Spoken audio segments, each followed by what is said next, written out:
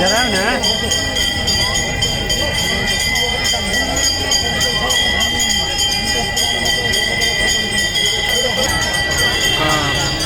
नमस्कार नमस्कार नमस्कार नमस्कार। विशेष आज यहाँ जमघट होने के कारण कथी है? जमघट होने के सबसे बड़ा कारण क्या बा कि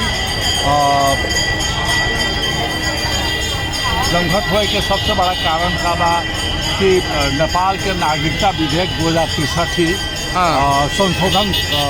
अभी के वर्तमान सरकार जो गठबंधन की सरकार प्रधानमंत्री सम्माननीय शेरबहादुर देउवा जी के नेतृत्व वाला अभी जन वर्तमान सरकार बा इस सरकार जो नागरिकता विधेयक 2063 के संशोधन करके नेपाल में जितना लोग नागरिकता से वंचित रहे जैसे केकरो अंकृत बा जेकरो जन्म सिद्ध नागरिकता बा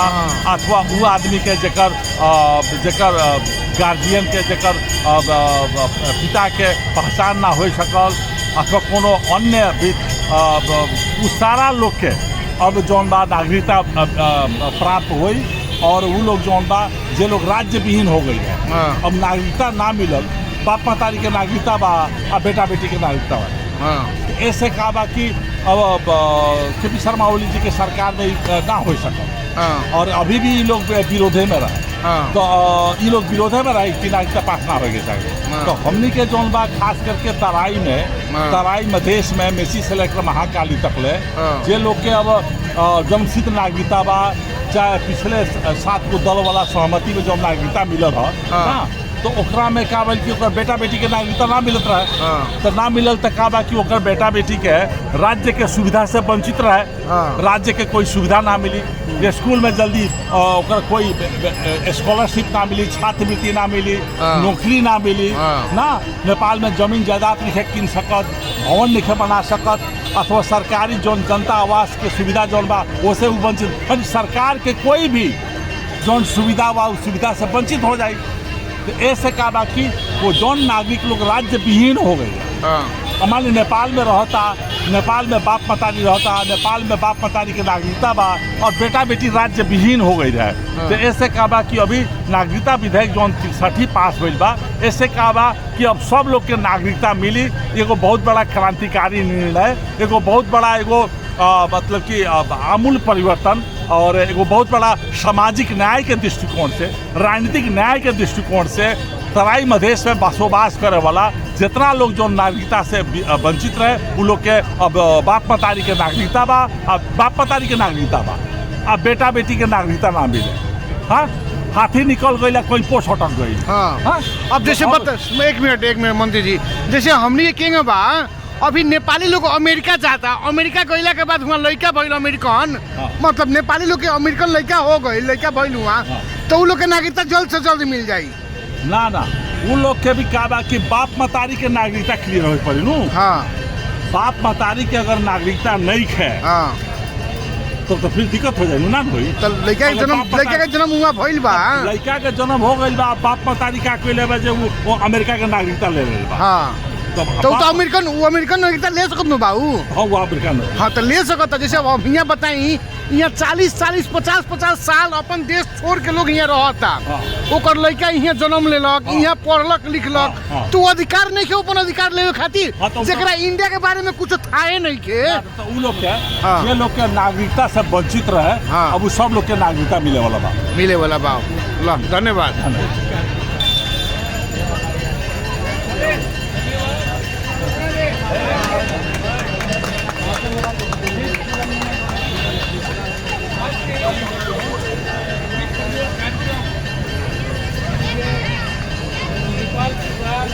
नेतृत्व करल आदरणीय प्रधानमंत्री हमने के पार्टी सभापति शेरबहादुर देउवा जी के नेतृत्व में जो हमने के नागरिकता विधेयक पास भइल जो नेपाली नागरिक नागरिकता से वंचित रहो वो आज नेपाली कांग्रेस के नेतृत्व में सरकार जनबा वो आज विधेयक पास कर लेगा ओकरे उपक्ष में हमने के दीप प्रज्वल कार्यक्रम नेपाली कांग्रेस परसा मनावल जा रहा बा मनावता उतने हुए कार्यक्रम के होते हुए आज के कार्यक्रम के सभापति खातिर नेपाली कांग्रेस के पार्टी सभापति आदरणीय दाजू जनार्दन सिंह छेत्री जी के हम कार्यक्रम से सभापति प्रज्वल का हार्दिक अनुरोध करता है। वैसे ही कार्यक्रम के प्रमुख अतिथि के रूप में यहाँ उपस्थित भइल हमने के आदरणीय नेता पूर्व मंत्री सुरेंद्र प्रसाद चौधरी जी के ये कार्यक्रम के बारे में कुछ प्रकाश पार देव खातिर बोल देव खातिर हम आदरणीय नेता सुरेंद्र प्रसाद चौधरी जी के हार्दिक अनुरोध करते हैं। आज के कार्यक्रम के दीप प्रज्वलन के कार्यक्रम के हमने के वर्षा जिला नेपाली कांग्रेस के सभापति बड़ा लोकप्रिय व्यक्तित्व जनार्दन सिंह छेत्री जी जिला कार्य समिति के हमने के सचिव दिनेश चौधरी जी पटनवा गाँव पालिका के प्रमुख जी बारन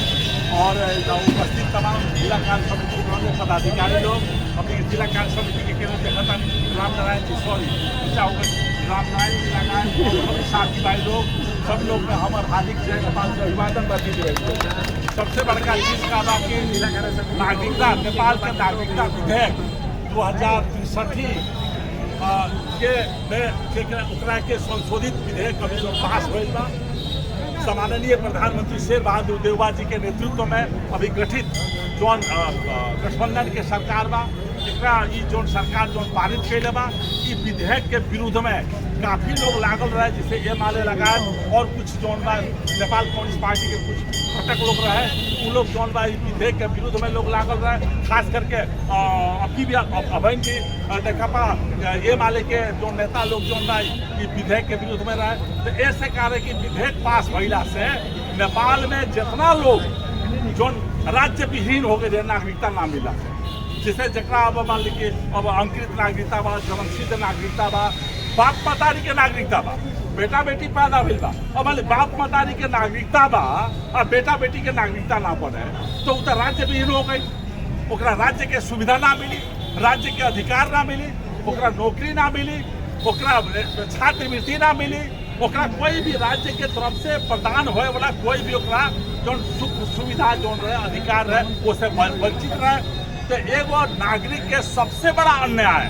एगो नागरिक के ऊपर सबसे बड़ा पीड़ा कौन होला जे राज्य विहीन बा राज्य विहीन के मतलब ओकरा नागरिकता नहीं है तो ये हालत कैसन रहे बाप मतारी के नागरिकता बा आ बेटा बेटी के नागरिकता ना होत रहे तो हालत कैसन रहे कि जे हाथे निकल गईला पोछ अटक गई ऐसा स्थिति कहीं होला महाराज बाप मतारी के नागरिकता बा बेटा बेटी के नागरिकता ना बने तो अब की बार जो नागरिकता विधेयक 2063 जो अभी संशोधन भइल बा ऐसे का भइल बा कि जितना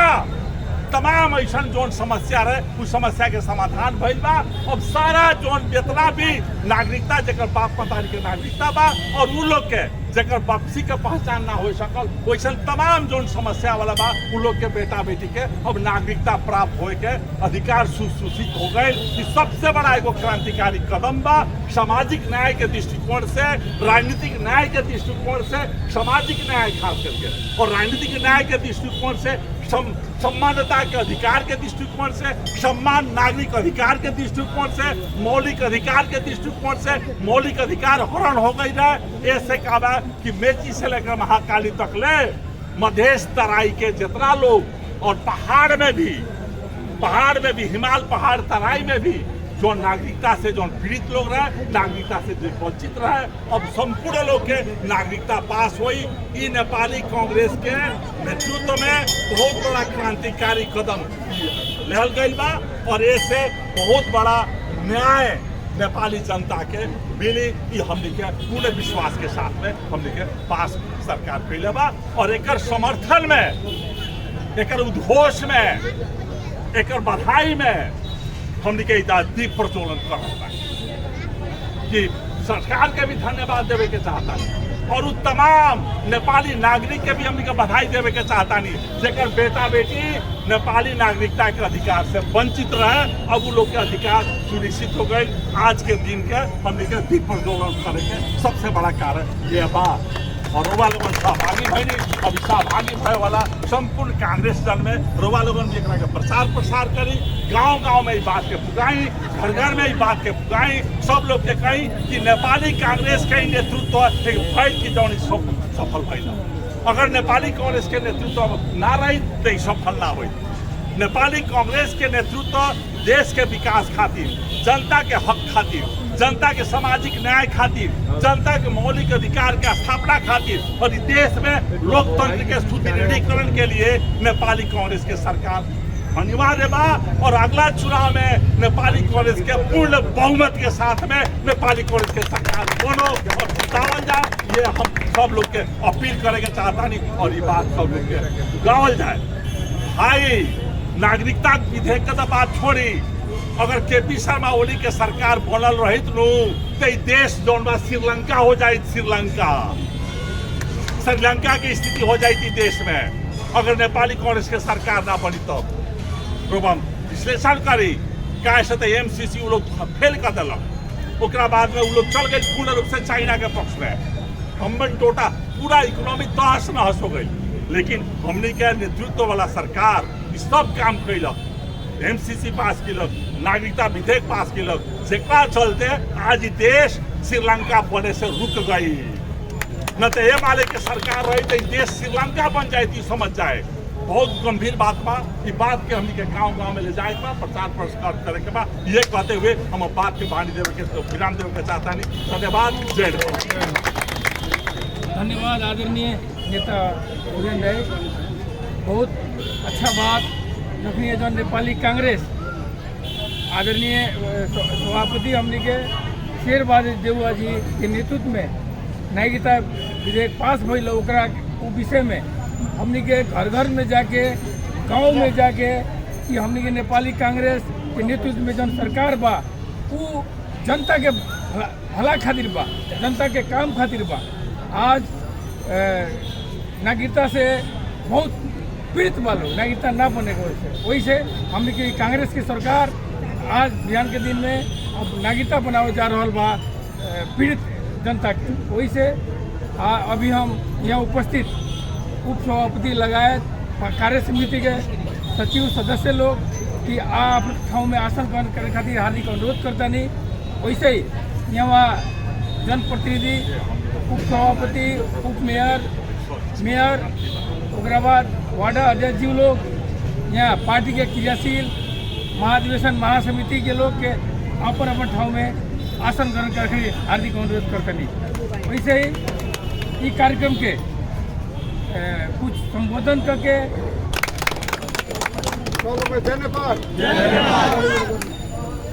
आज के दीप प्रज्वल कार्यक्रम के मुख्य अतिथि आदरणीय नेता, पूर्व मंत्री, पूर्व केंद्रीय सदस्य, पूर्व पार्टी के सभापति, विद्वान नेता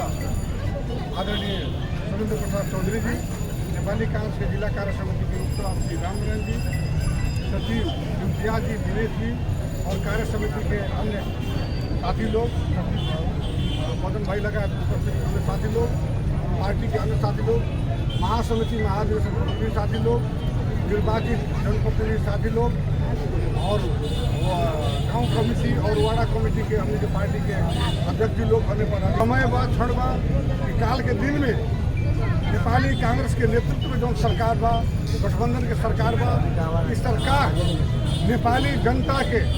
जो नेपाली जनता जो नागरिकता विहीन जनता रहल ओकरा के आज नागरिकता प्रदान करे के निर्णय करे के विधेयक पास करके एगो बहुत मुक्ति दिल। बहुत वर्षों से एगो पीड़ा रहा लोग के कि बाल बच्चा के नागरिकता नहीं के बोल, हमनियों के घर में लोग आगे कोई कि हम भाई के नागरिकता बा, बाल बच्चा के नहीं के बोल, नौकरी चाकरी में करे के दिक्कत बा, अब तो पंजीकरण करे में दिक्कत बा, स्कूल में कॉलेज में जाए में दिक्कत बा। लेकिन इतना समस्या रखो जो नेपाली कांग्रेस पहले से मद्देनजर करके एक पक्ष में पहले से नेपाली कांग्रेस आवाज उठावत रखो और अगाड़ी होने वाला रहा, लेकिन ये माले के विरोध के चलते पहले ना होकर सका। लेकिन अभी के जब शेर बहादुर जी के नेतृत्व में जब सरकार बनो तो इस सरकार गठबंधन के सरकार नेपाली जनता के नागरिकता विहीन जनता के जौन माई बाटे जौना के बाल बच्चा बा लेकिन ओकर नागरिकता नहीं के बनल, जेकर पिता बाप छोड़ के भागल बा ओकर खाए नहीं के, वैसे महिला के हक में भी महिला मंत्री भी मैत्री भी विधेयक की बाटे कि वैसे महिला के लिए में सुविधा देवल होगा कि ओकर पति के लेके था ओकर बेटा के भी ओकर नागरिकता बनाओ के वंशज के नागरिकता बनाओ के ऐसा बड़का निर्णय क्रांतिकारी निर्णय नेपाली कांग्रेस के नेतृत्व के सरकार के लिए बा। तो ये बात रखते हुए हमनी के नेपाली कांग्रेस के आदरणीय हमनी के पार्टी सभापति और देश के प्रधानमंत्री आदरणीय शेर बहादुर देउबा जी के सहित मंत्रिमंडल के संपूर्ण सदस्यों के और नेपाली कांग्रेस लगा संपूर्ण नेपाल के दाजू भाई लोग के हार्दिक बधाई ज्ञापन करे के चाहता है कि खुशी के अवसर में सब लोग दीपावली मनाओ और एक के स्वागत करो विधेयक के स्वागत करो। और ये बात रखते हुए और छोटा समय में बहुत हमने के 2-2:30-3 बजे को से खबर मिल बा, बहुत लोग के खबर नहीं के हो सकल ओकरा लिए भी हम क्षमा प्रार्थी बानी और इस कार्यक्रम में शरीक बनी सब साथी लोग के मुरी धन्यवाद देते हुए कार्यक्रम यही समापन करता। धन्यवाद। जय नेपाल।